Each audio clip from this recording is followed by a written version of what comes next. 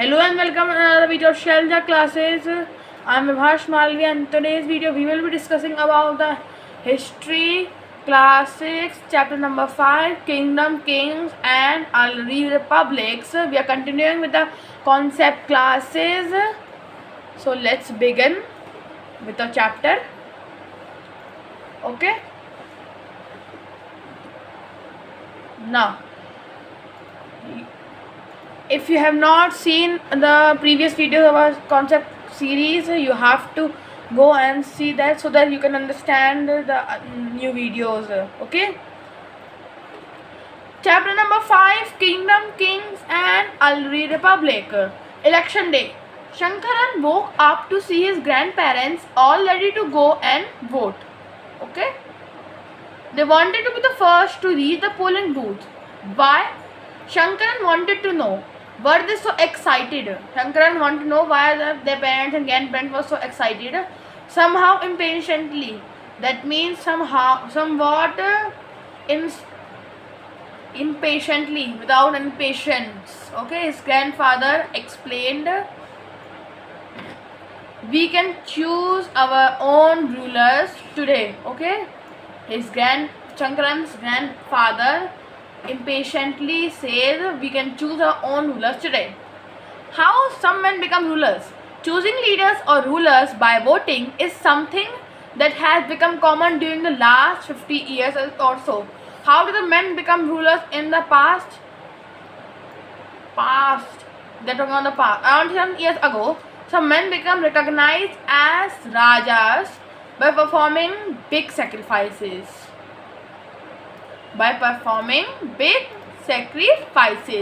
Okay, so what they have given around 3000 years ago, some men became recognized as Rajas by performing big sacrifices to gods. Okay, the Ashwamedha or horse sacrifice is one of such ritual and one of the famous sacrifices that have studied. A horse, and now they giving what happens in the Ashwamedha Yagya, what they do. Okay, so a horse was let loose to wander freely. A horse was let loose to wander freely, and it was guarded by a Raja's men. Okay, a horse was let loose to wander freely, and it was guarded by the Rajas. I am repeating it again. A horse was let loose to wander freely, and it was guarded by the Raja's men. That means the king who was performing this sacrifice lose his one of a horse to wander freely wherever the horse going, and it is guarded by the Raja's men. That means a soldier. That means wherever the horse is going, the soldier have to go. Okay. If the horse wandered into the kingdom of other Rajas, if the horse wandered into other kingdom of the Rajas, they stop it. That means the Raja, where the horse is in the other kingdom, other kingdom stop it. They had to fight. Okay, both the kings had to fight. If the second kingdom allowed the horse to pass, it meant that the second kingdom number 2 had accepted the Raja who wanted to perform the sacrifice was stronger than them. Okay, understand it? Let me explain with the help of a diagram. So, let's suppose this is the kingdom number 1. He let loose the horse. Okay, he let loose the horse to wander freely. Okay, he let loose the horse. Okay, so let me explain it again what they have given. If the kingdom 1 and its horse is let loose, okay, let loose to wander freely. The horse was let loose to wander freely anywhere, and it is guarded by a soldier. Draw it with different color. This one. Okay. Soldier. It was guarded by a.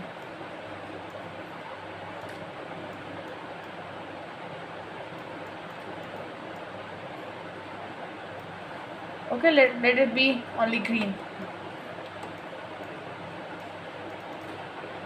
It is guarded by a soldier. Okay, so now a horse was let loose and to wander freely, guarded by a soldier.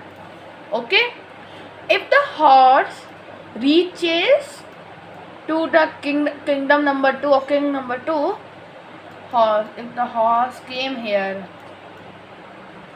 okay, so obviously the kingdom number 2 will stop it because they can use it in the war, so they stop. Now kingdom number 2 and 1 have to fight for that horse, willingly or unwillingly. They have to fight because the king number 1 was performing the Ashwamedha Yagya or horse sacrifice now. So he have to fight willingly or unwillingly if the kingdom wants or not. Okay, so they will fight. Both the kingdoms will fight, and if the king number 1 wins, then the horse will go. If kingdom number 2 if the kingdom number 2 pass the horse to the kingdom number 1, that the kingdom number 1 will understand, and kingdom number 2 have to accept that king number 1 is stronger than the king number 2, and he accepted his defeat. The king number 2 accepted his defeat. Okay, and if in the fight the king number 1 loses, then that means the king number 1 is not capable to fight any war and is not capable to become a ruler. Okay, so this is the Ashwamedha Yagya. These rajas were invited to the sacrifice, which was performed by specially trained priests or rishis, as we studied. Okay, these rajas, the king 2 or the king who have lose, were invited to the sacrifice, which was performed by specially trained priests who were rewarded with gifts. That means after the sacrifice, the priests were rewarded with the gifts. The Raja who organized the sacrifice was recognized as being very powerful, and all those who came bought gifts for him, bought gifts for the priest as well as the Raja. And the Raja who had defeated the second king and performed the sacrifice, Ashwamedha Yagya, was considered as the king of the Janpad. The Raja was a central figure in these rituals. Okay, he often had a special seat, a throne or a tiger skin. His charioteer, who was his companion in the battlefield, that means his charioteer who is riding the chariot and the Raja sitting on the chariot, who ride the charioteer, it is called the charioteer, who was his companion, who was the companion of the king in the battlefield and witnessed his exploits, chanted tales of his glory. Chanted the tale, the charioteer chanted the tale of the king's glory. His relatives, especially for his wives and sons, had to perform a variety of minor rituals. Okay, for the long life of the king. Let's move on. The other Rajas were simply spectators who had to sit and watch the performance of sacrifice. Priests performed the rituals including the sprinkling of the sacred water on the king. Okay? So this is what happened in the Ashwamedh Yagna. A horse let loose, wander freely. If it is reached to other kingdom, they have to fight. They both have to fight. If the one kingdom wins, it will be stronger than the other kingdom, and it will consider the Raja. The other kings will come as simply as specters. A priest will perform the rituals, including the sprinkling of sacred water. Nowadays, the sacred water in the Hinduism considered as the Ganga water, okay? The holy water for the Hinduism. The ordinary people, the wish of Vaishya, also bought gifts. However, some people, such as those who were regarded as the Shudras by the priests, were excluded from many rituals. And I told you the untouchability. Okay? Now, let's study the Varna system. There were 4 special categories, namely Brahmins, Kshatriyas, Vaishyas and Shudras. Brahmins are expected to study and teach the Vedas, perform sacrifice and receive gifts. That means the rishis. Okay. Kshatriyas were expected to fight the battle and protect people, including the Brahmins. That means kings. Vaishya were expected to be farmers, herders and traders, businessmen. The Shudra were expected to serve the other 3 groups. That means untouchability. Let me explain you with a triangle of Varna. So, this is the diagram. This is a triangle. Brahmans, Kshatriyas, Vaishyas and Sudra. Let me color it so that you can understand it clearly. Okay? Kshatriyas with green color. Okay?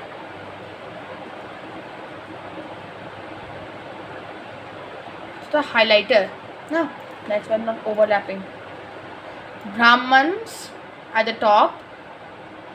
Brahmans are the priestly classes who teach Vedas and study rituals. Kshatriyas are warriors who protect people, kings. Vaishyas are the considered to be farmers, traders, or traders, and Shudras are considered to be the untouchables. Clear, everyone? Clear? Okay, now let me erase that first.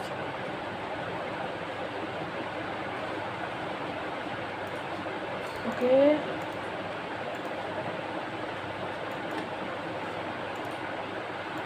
Wait a minute, please. Take a break for 2 minutes.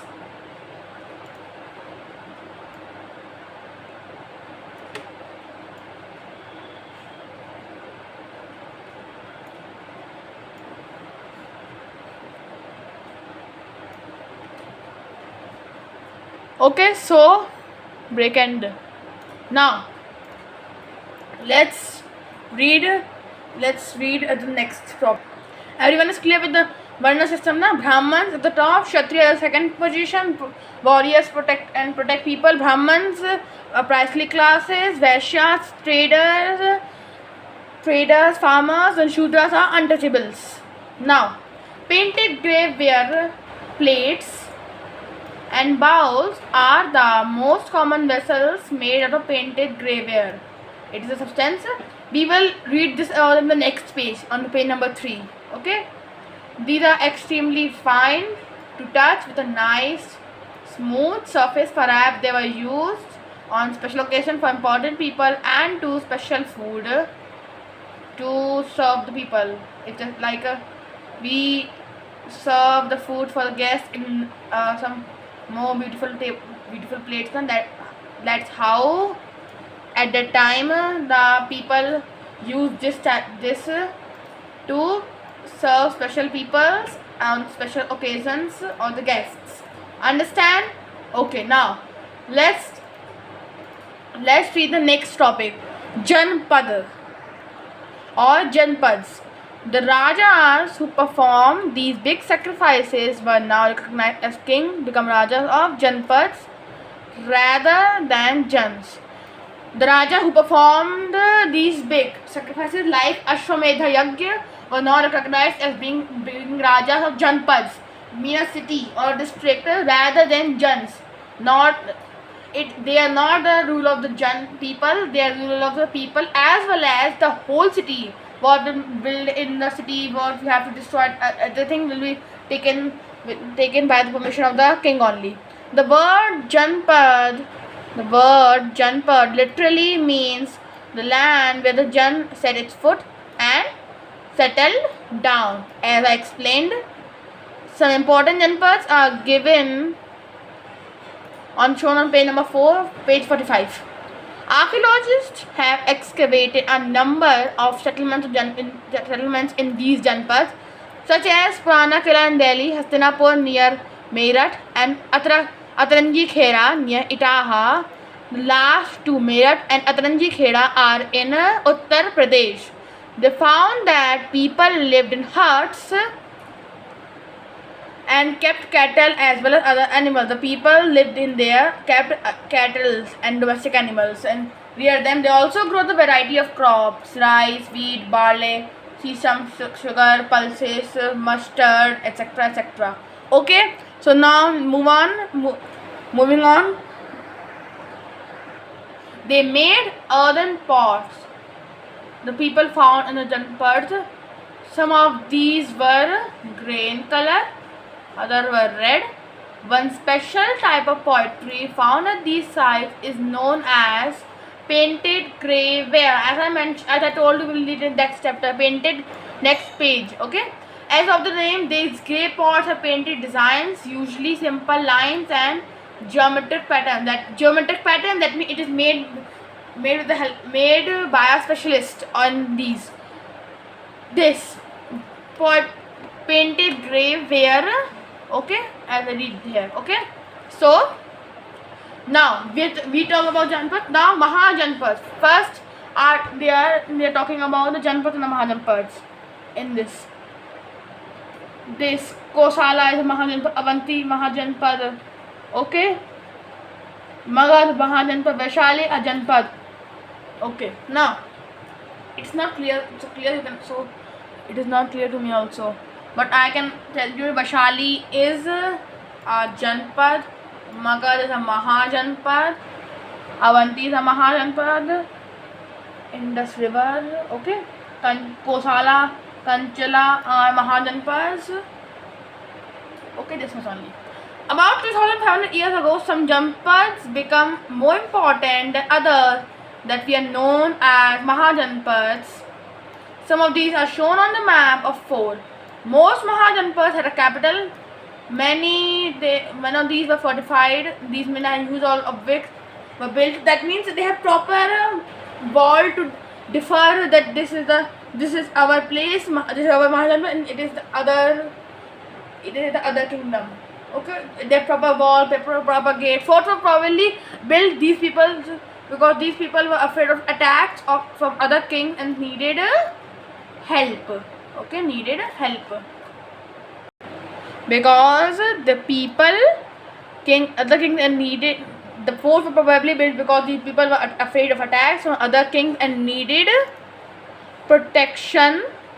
It is also likely that some ruler wanted to show how rich and powerful they are, how rich and powerful the kings are. They are by building really large, tall and impressive walls around their cities to show that how rich they are. Show off. Okay. Also in this way, the land and people living inside the fortified area could be controlled more easily by the king. Building such a huge wall required a great deal of planning. Okay, thousands, if not lakhs of bricks or stones had to be prepared to build these walls. This done mean enormous labor provided possibly by thousands of men and women and children, and resources had to be found for all these. One example is the fortification wall at Kaushambi near Prayagraj. It's a picture of a remains of a wall made of brick found near present Allahabad, Uttar Pradesh. A part of it is probably built about years 2500 years ago. Let me read it again. The fortification wall at Kaushambi. This is a picture of remains of wall made of brick found near the present day Allahabad, Uttar Pradesh. A part of it was probably built about 2500 years ago. See how many bricks they have used to make this building, na? So let's proceed. The new Rajas now become maintaining armies. The Rajas of the Mahajanpad maintaining armies. Soldiers were paid regular salaries and maintained by the king throughout the year. Some payments were probably made using punch marked coins. See the illustration on page number 75. We will see what are punch mark coins. You will read more about punch mark coins in chapter number 8. Okay. Taxes.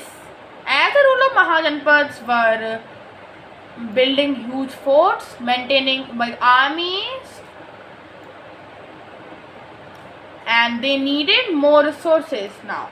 If they are maintaining big armies, they have to pay them. Building huge forts, they have to pay the laborers, and they needed officials to collect these. So instead of depending on occasional gifts that were given by people, as in the case of Raja Mahajanpads, like in the case of Raja Mahajanpad, the occasional gifts are there, the people given the time of sacrifices. In the Mahajanpads, unlike this, in the Mahajanpad, officials start collecting regular taxes. Taxes on crops, taxes on craftsperson, herders pay taxes as animal and animal produce, taxes on goods through trade, hunters and gatherers had to provide forest produce to the Raja as a type of tax. Changes. What do you think would have been provided by hunters and gatherers? Hunter can have to provide forest produce. That means wood, timber, fruits. Not fruit because it will come in the type of crops. Wood, timber. Okay, to cook food. The changes in agriculture. There are two major changes in agriculture around this time. One was going of the use of iron plugshare.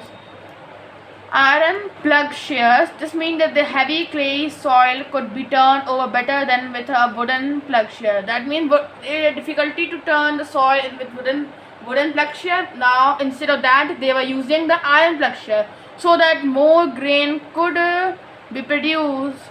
Second, people began transplanting paddy, means rice. This means that instead of scattering seed on the ground from which plants would sprout, because at that time they have no seed drill. Now instead of scattering seed on the ground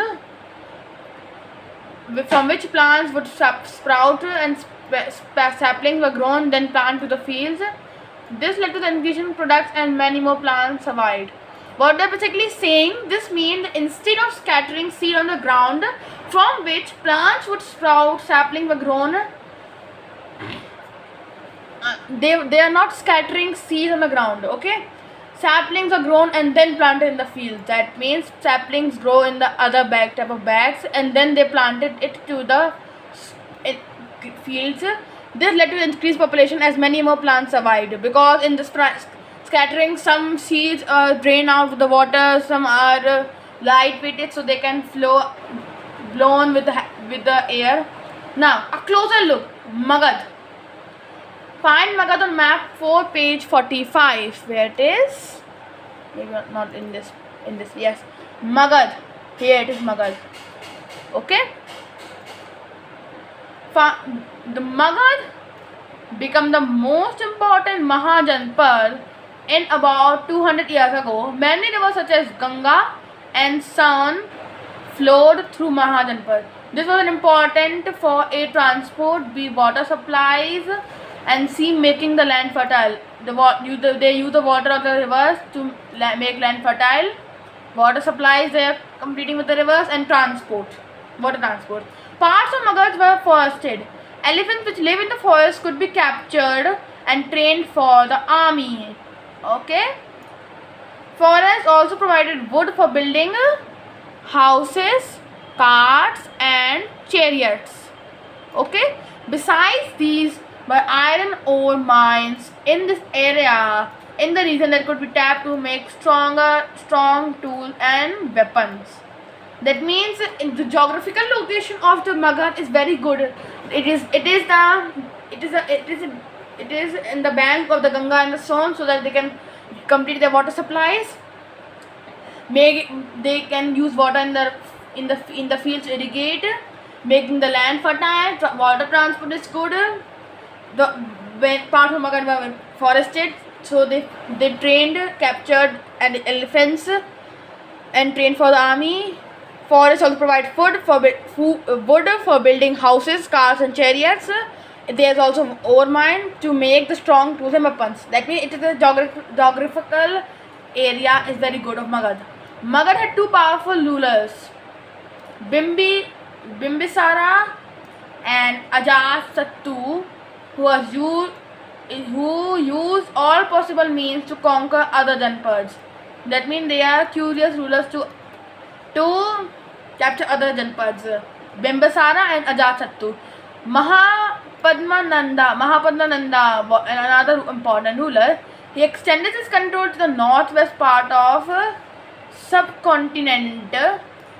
Rajagriha, present-day Rajgir in Bihar, was the capital of Magadh for several years. Later, the capital was shifted to Patliputra, present-day Patna, as you all know. More than 2,300 years ago, a ruler named Alexander, who lived in Macedonia in Europe, wanted to become a world conqueror. Of course, he didn't conquer the world, but did conquer parts of Egypt and West Asia and came to Indian subcontinent, reaching up to the banks of the Beas, a tributary of Indus. When he wanted to march further eastwards, his soldiers refused. They were scared as they had. Why they were scared? Okay. They were scared as they heard that the rulers of India had a vast armies, foot soldiers, chariots, and elephants. So, a ruler of Macedonia marched towards Indian subcontinent to conquer India, but the soldiers refused to go into the Indian subcontinent because they are afraid of the Indian rulers who have vast armies. In what way were these armies different from those described in Rig Veda? Give the reason for your answer. Now, this is the look of Magadh. Now, a closer look, Vajji. While Magadh became a powerful kingdom, Vajji was its capital at Vaishali, Bihar. Vajji, with its capital at Vaishali, Bihar, was under a different form of government known as Gan or Sangh. Okay? These Vajji and Magadh are the Mahajanpads. In a Gan or Sangha, there were not one but many rulers, and each one was known as Raja. These Raja performed rituals together. They also met at assemblies and decided what had to be done and how. That means they gather in assembly and they discuss what they have to do in the cities, or they take decisions. Okay, these are known as Gan or Sangha. Through discussion and debate, they decide. For example, if they were attacked by an enemy, they met to discuss what should be done to meet the threat. However, women, dasas, and karamkaras could not participate in these assemblies. Now, keywords you have to write in the copy. This is an account of Vajji from the Digha Nikaya. So, what are they saying? This is an account. They have given the account of Vajji from the Digha Nikaya, a famous Buddhist book, okay, which contains some of the speeches of the Buddha. This book, the Digha Nikaya. These were written down 2000 years ago. Now, Ajatasattu and the Vajji. Ajatasattu wanted to attack the Vajji. Ajatasattu, as you know, the ruler of the Magadh, wanted to attack. As he was curious, he had to attack on the Vajji. He sent his minister named Vasakara to Buddha to get his advice on the matter. That means the Ajatasattu and the Vajis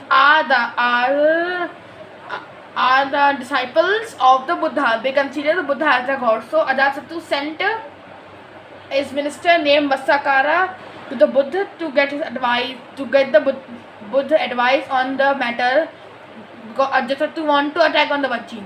The Buddha asked whether the Vajjis met frequently in full assemblies. When he heard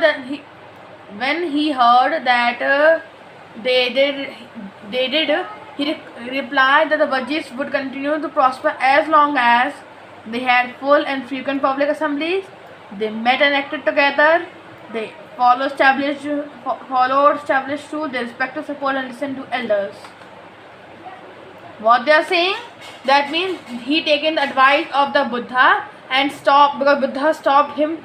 So that Buddha asked him whether the Vajjis met frequently in the full assemblies. When Ajatasattu heard that they are doing that, Vajji are doing that, he replied the Vajjis would continue to prosper as long as these 4 points. Okay, so let's continue. Now, not 4 points, or there are more points are there. Vajji women were not held by force or captured. Chaityas, local shrines were maintained in both towns and villages. Wise saints who followed different beliefs were respected and allowed to enter the country freely. So these are the some more points they have given to, so that their points Vajji have to follow so that Vajji can prosper. Rajas of powerful kingdoms tried to conquer the Sanghas, Gana Sanghas. Nevertheless, these lasted for very long time, till about 1500 years ago. Let me explain it again. It's a good example and good color. Okay. The Rajas of the powerful kingdom tried to conquer the Sanghas. Nevertheless, the Sangha lasted for a long time, till about 1500 years ago, when the last of the Gana or Sanghas were conquered by the Gupta Empire rulers, about whom you will read in the chapter number 9. That means the Gana Sangha lasted till about 5000 years ago, until the Gupta Empire captured the Vajji and started ruling over the Vajji. Okay, Guptas. You will read about this in chapter number 9. So these are the questions. True, false. Do in your notebook. Raja who let the Ashwamedha horse pass so that their land were invited to sacrifice. True. Let me do it. Before these last 4 chapters, you have to do question answer and true false yourself. Now this chapter I am doing. First one true. Second one okay. False. Second one false. Not charity, the priest. Archaeologists have found places in the settlement of the Janpads. True.